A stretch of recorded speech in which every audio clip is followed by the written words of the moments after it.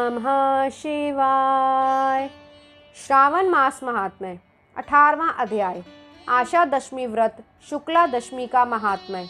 भगवान शिव बोले, हे सनत कुमार, श्रावण मास के शुक्ल पक्ष की 9वीं तिथि को ये व्रत शुरू करके अगले वर्ष के श्रावण मास में अर्थात 12 मास तक व्रत करके ये व्रत दशमी के दिन उद्यापन करके समाप्त करना चाहिए।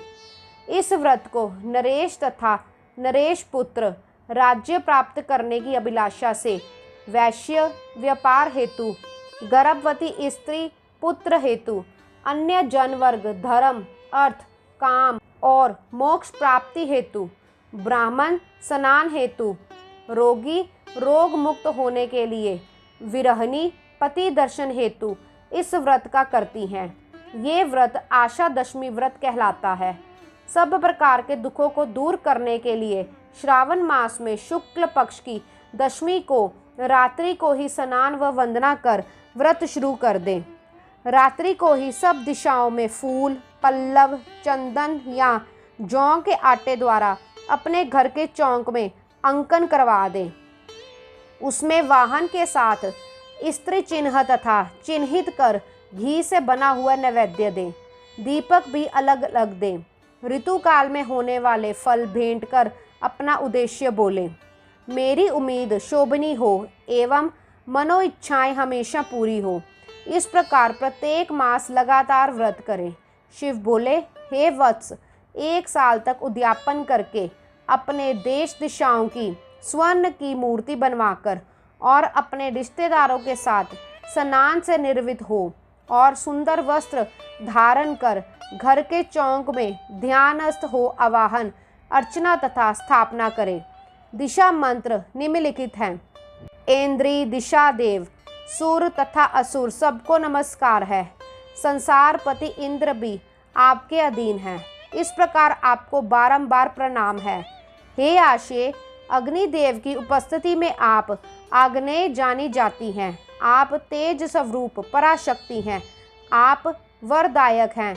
हे यामे, आपके आदेश अनुसार ही चित्रगुप्त संसारवासियों का दंड निर्धारित करते हैं।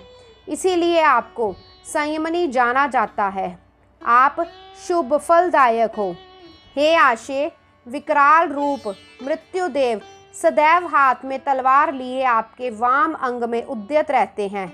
इस प्रकार आप निरति रूपा हैं। हे निरते, आप मेरा मनोरथ सिद्ध करें।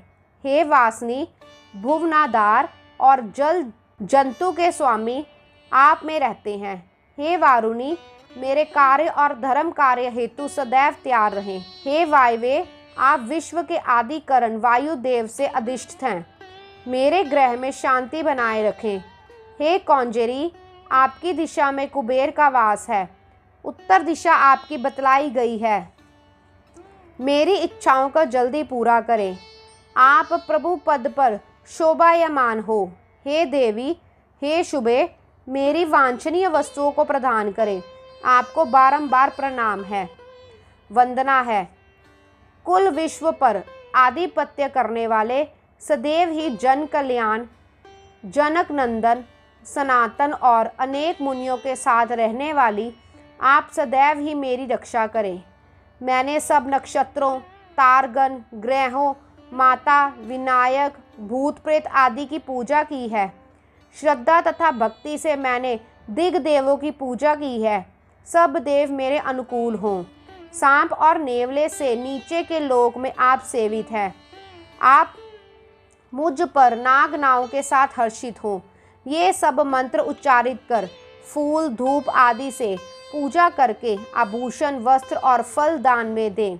गायन और वादन की मधुर लहरी से वारांगनाओं के नाच गान से रात्रि जागरण के साथ समाप्ति करें। प्रातः फिर से मूर्ति की पूजा कर उसे ब्राह्मणों को दक्षिणा स्वरूप दे दें। इस विधि से पूजा एवं क्षमा पान के बाद नमस्कार करें। तब अपने कुटुंबियों, संबंधियों और मित्रों के साथ भोजन ग्रहण करें। हे सनत कुमार, जो प्राणी जन इस तरह से व्रत संपन्न करते हैं उनकी सारी मनोकामनाएं पूरी हो जाती हैं। ये व्रत विशेष तौर पर महिलाओं के लिए है, क्योंकि पुरुषों में नारियों के लिए विशेष श्रद्धा होती है। हे मुनिश्रेष्ठ, ये व्रत धन, यश, कीर्ति तथा आयु सबकी वृद्धि करता है। अतः हे पुत्र, मैंने तुम्हें इस व्रत के बारे में विस्तार से बतलाया है। त्रिलोक में इसके समान अन्य उत्तम व्रत नहीं है। दशमी को सब दिशाओं की अर्चना करने वाले की इच्छाओं को दिशाओं के देव फलीभूत करते हैं। हे पुत्र सनत कुमार, ये व्रत मोक्ष का फलदायक है। इस 18वें अध्याय के पाठ श्रवण से धन धान्य की वृद्धि, मोक्ष की प्राप्ति होती है।